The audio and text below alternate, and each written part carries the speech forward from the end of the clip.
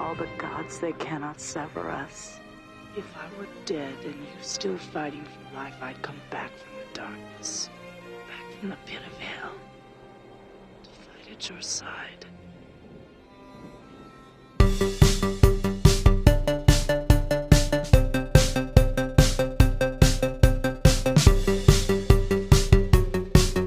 Hello everybody, Mac here. Welcome back to the show. Welcome to the first video of Retrotember, of the first Retrotember. Why Retrotember, you may ask? Because time of recording, this coming Friday, me and the guys are heading out to Oaks, PA for RetroCon, my favorite time of the year. And I have often said that RetroCon is pretty much the start of the holidays around here. So it is going to be the start of the holidays for the channel right now. And we are going into 4 months of themed months for the channel. That first there's going to be Retrotember, which is now, then there's going to be Bricktober, then there's going to be something in November that I haven't thought of yet, so we'll all be surprised about that one. And then of course December is going to bring us to a very brick-and-tire Christmas. So for Retrotember, what we are taking a look at is products, pieces, ideas, things from that era where I grew up, mostly the 80s and the 90s. And I know that's a little bit of a cheat because a lot of the stuff that we look at can be considered retro, but this stuff is going to be very specifically targeted towards that era. And that's why to start the month off, we are taking a look at this. The Super7 Ultimates Conan the Barbarian Spirit Valeria. If you've never seen the movie Conan the Barbarian, I cannot underestimate, I cannot underexplain the impact it had on the pop culture zeitgeist. We know of the Barbarian, whether it's in comic books, movies, Dungeons and Dragons, because of Conan.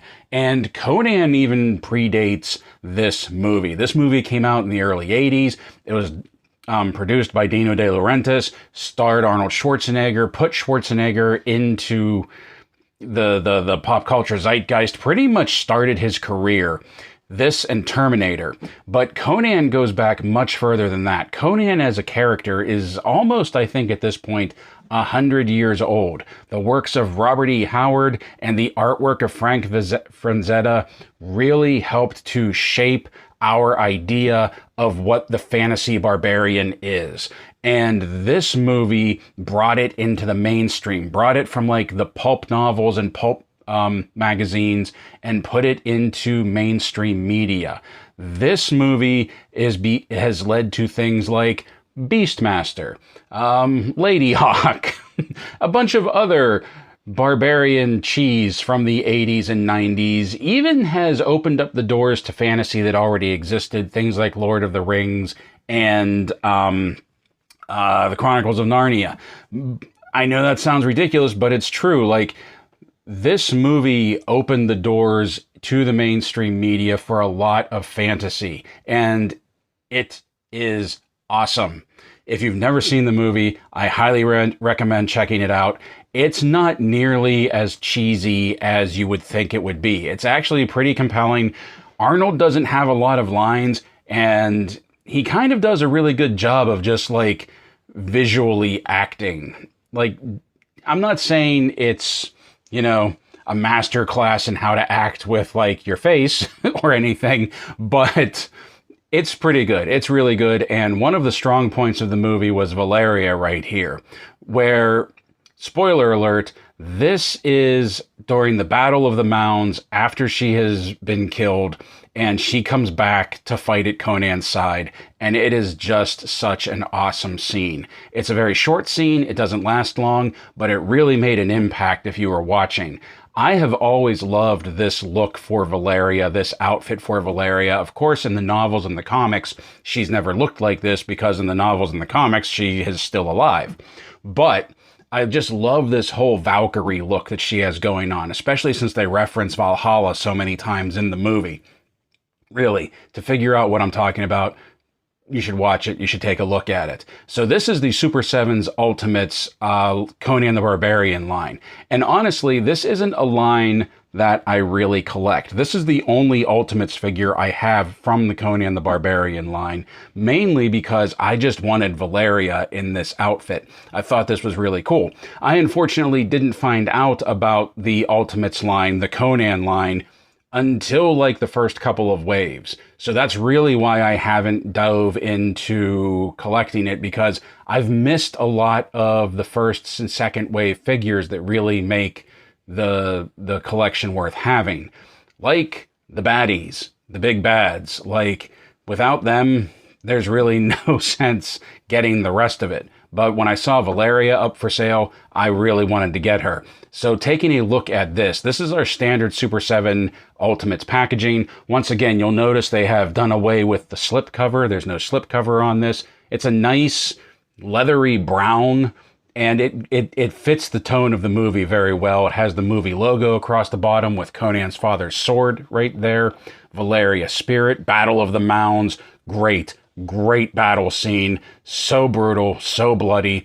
Fight choreography was fantastic. In the background, we can see a little bit of fire in the background right there. The fire of the forge. I really like that.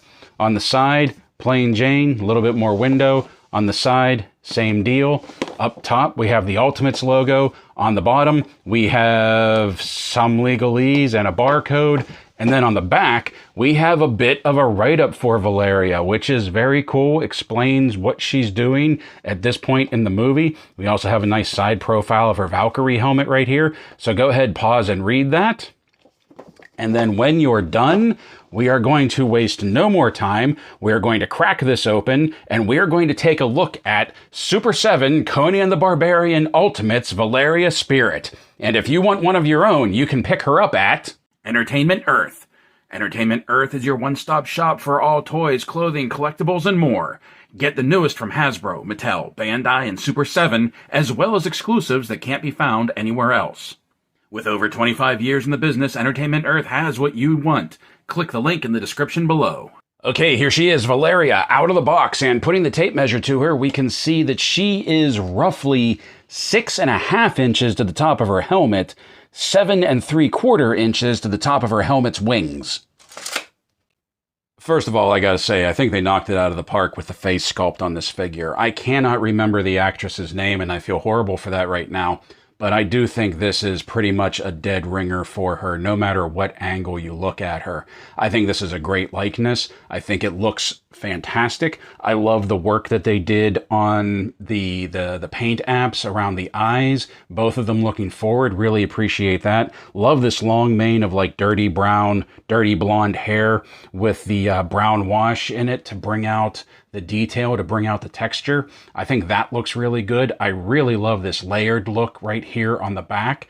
I just think the face sculpt looks fantastic. And that is not to take anything away from the rest of the figure. Obviously, the majority of the detail work is going to be in the armor right here, because the body is pretty much just a plain body.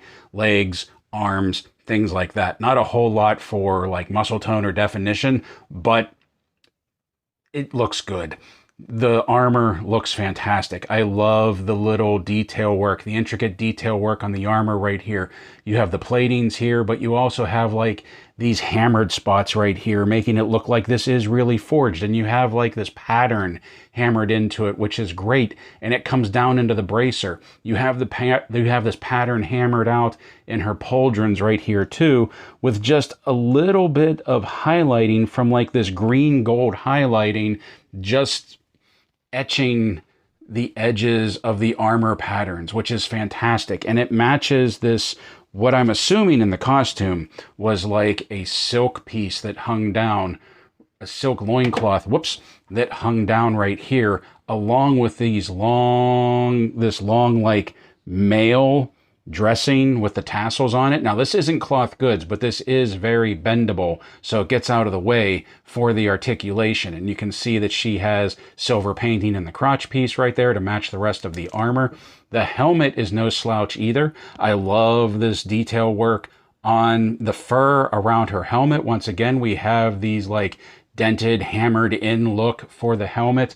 And then the silver wings do a really good job of appearing to be, how can I explain this? Like wings that have been hammered and shaped and molded by hand, but are made to look like an artist at the time, an artist's rendition of winged feathers.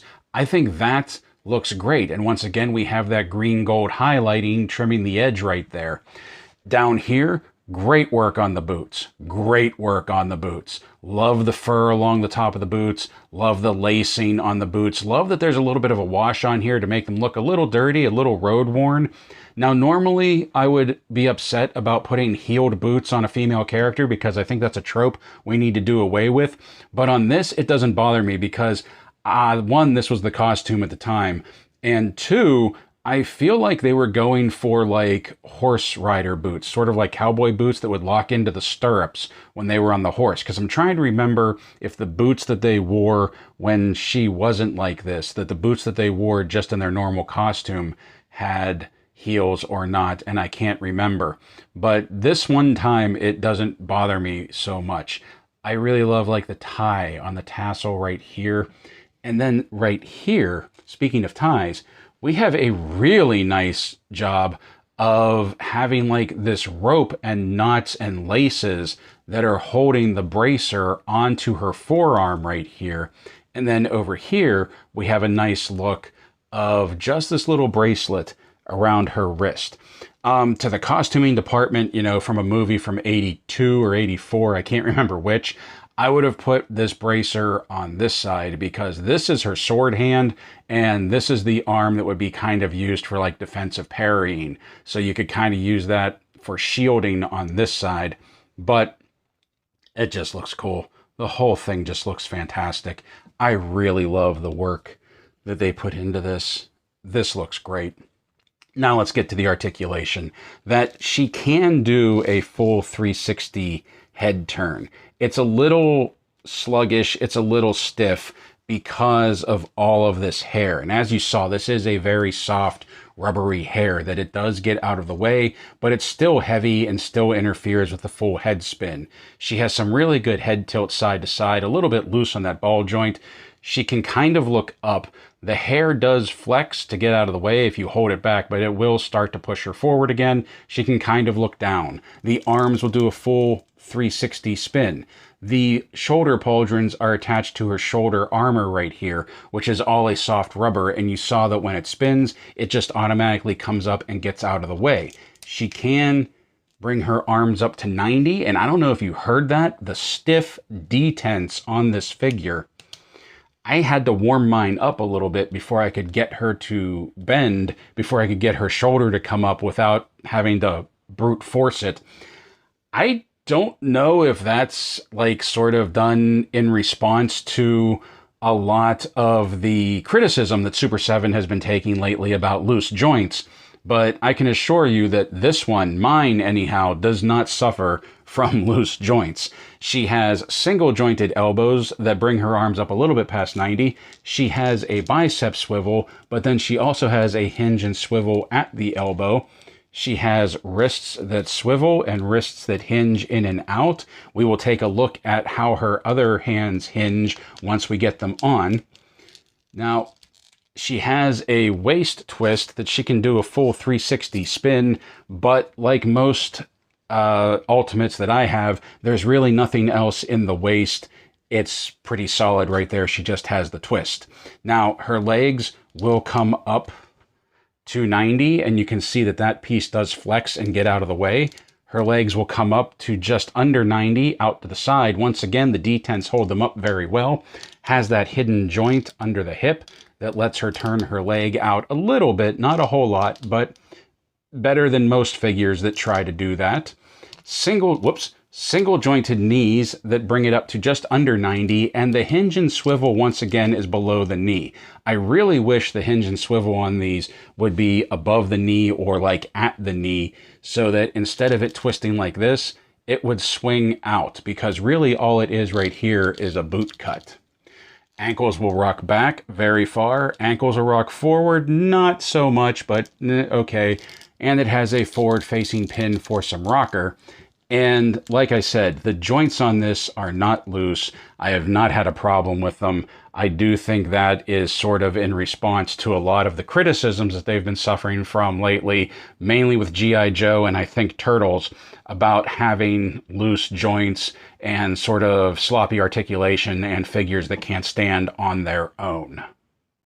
So out of the box, Valeria comes with a pair of open hands, and I like that all of the fingers aren't all just in line. They're just casually open right there, giving it a very like realistic, very just like how people hold their hands open. Not all of their fingers are lined up perfectly. I like that little touch right there, that attention to detail right there.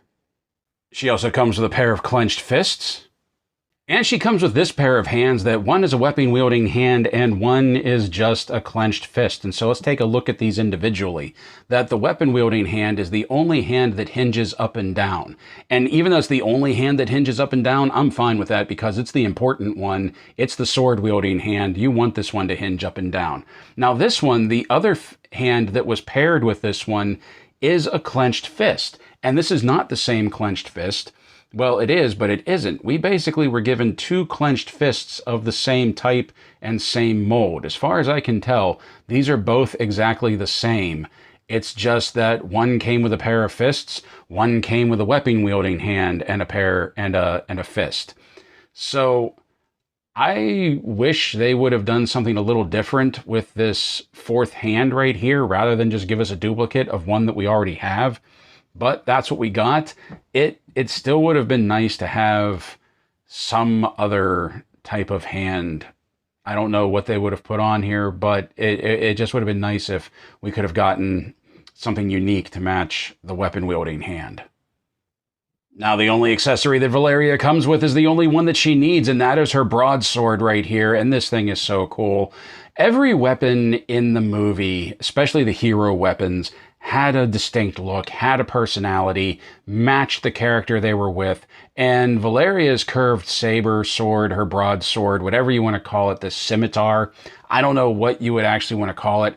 This was one of my favorites. This and Conan's Atlantean sword were probably my two favorite weapons from the movie. And that comes from a movie that has a lot of signature weapons to it. I loved the look of this. This was simple, but it just looked dangerous. Simple and dangerous, just like Valeria. Like, she looked simple in her garb, not this one, obviously, but like in her standard garb when she was alive, she just looked like a thief, but she was deadly, and the sword matched her.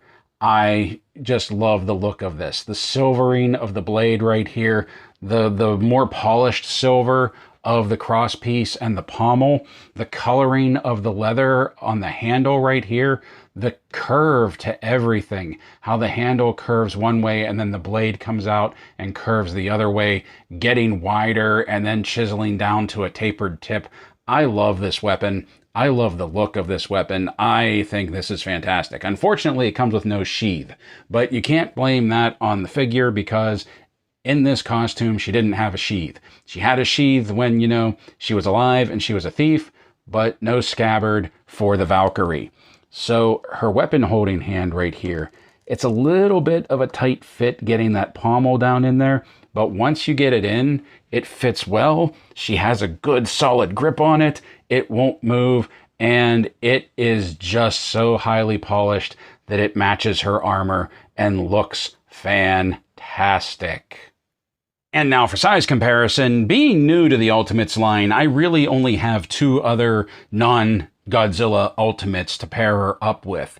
The Comic-Con exclusive Blue Bat from the G.I. Joe Ultimates collection, and the Comic-Con exclusive Translucent Sheila from the Dungeons & Dragons collection. And this is really what I was looking for. Like, I know she's not going to match up very well with the cartoon figures, but I'm really hoping she'll match up with the other D&D figures that it looks like Super 7 is going to be coming out with, like Vecna and hopefully other more serious, classic-looking Ultimates figures like him.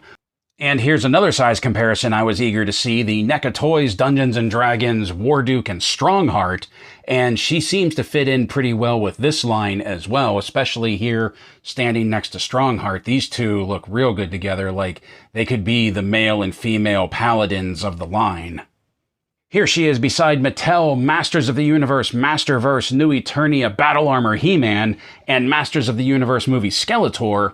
I think her face, the artwork, the paint apps on that is a little too real to fit in with some of the Masterverse toy line, but I'm going to be real curious to see how she fits in with the live action series figures when we open up more of those, especially once we get Evil Lyn open. Here she is beside McFarlane Toys, The Witcher 3, The Wild Hunt, Eridan Brioc Glass, and the Spawn series Medieval Spawn. Here she is beside a few more McFarlane figures from the DC Multiverse line, Azrael and Wonder Woman from Wonder Woman 2017. And I really need to get the Shazam Fury of the Gods Wonder Woman. I haven't picked her up yet, but just from what I've seen, I think that one is just a total upgrade to this one in every way possible. And finally, for a 1/12 scale comparison, here she is beside the Hasbro G.I. Joe Classified Series Stinger Driver and Ferret Driver.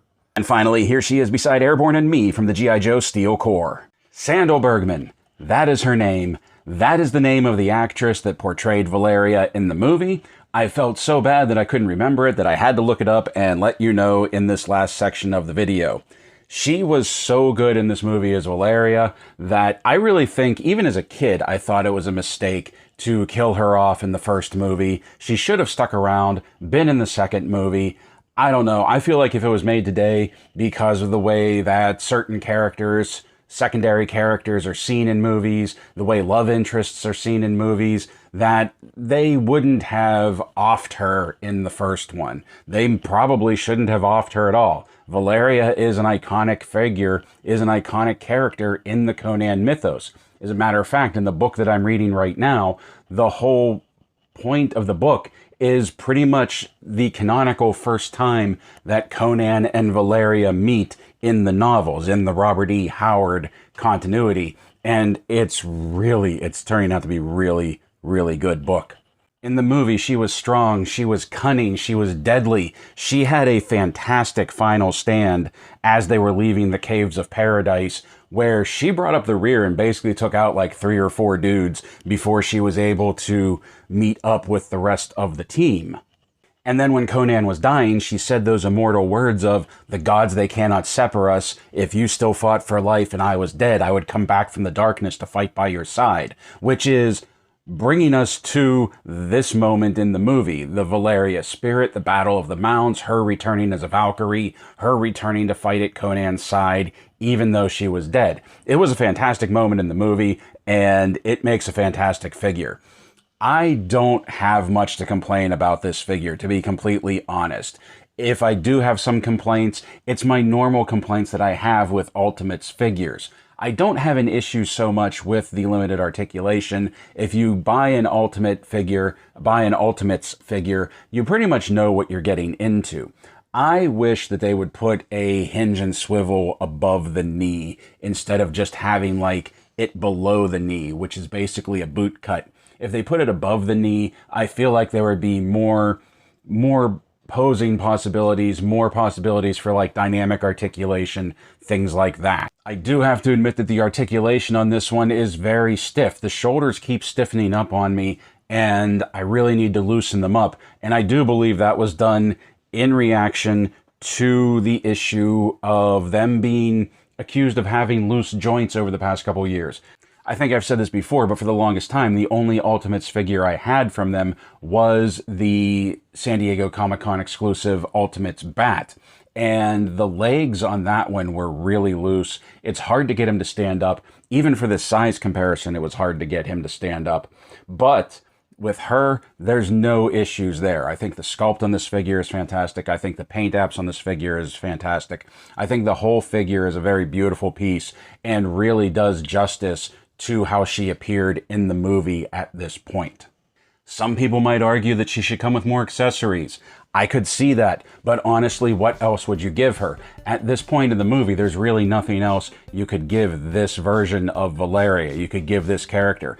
Even if she was the thief version of Valeria, other than a scabbard for her sword, I don't really know of much else that you could give her, except maybe the necklace with the jewel on it that Conan gave her. While I'm not planning on getting much from the Conan the Barbarian movie line of Ultimates, I do like having this figure, and I do think she's going to fit in with the 7-inch scale D&D/fantasy line that I'm building up, with the NECA Dungeons & Dragons figures, with some of the McFarlane figures, with the Super7 D&D Ultimates that are going to be coming out later this year, or more likely probably next year. This is a fantastic moment in time from the 80s. This is a fantastic snapshot of a iconic movie of the 80s, a movie that really opened the world up to sword and sorcery in the mainstream, high-budget films of this caliber, high adventure. I hope you enjoyed this first video of Retrotember, and I hope you enjoy what we have to come. Don't touch that dial. Before you go, please remember to do all the YouTube things, like, share, comment, and subscribe. If you already are a subscriber, what a legend you are. If you like what we do here and you want to help the channel grow, please consider becoming a member, whether through YouTube memberships or our Coffee monthly subscription. Links to that in the description below. Both of them for $1 a month, you can get access to exclusive content, such as our monthly member exclusive video. This month is the Hasbro G.I. Joe Classified Series Stinger. So until next time, my friends, play well, stay safe, stay healthy, and as always, thank you for watching.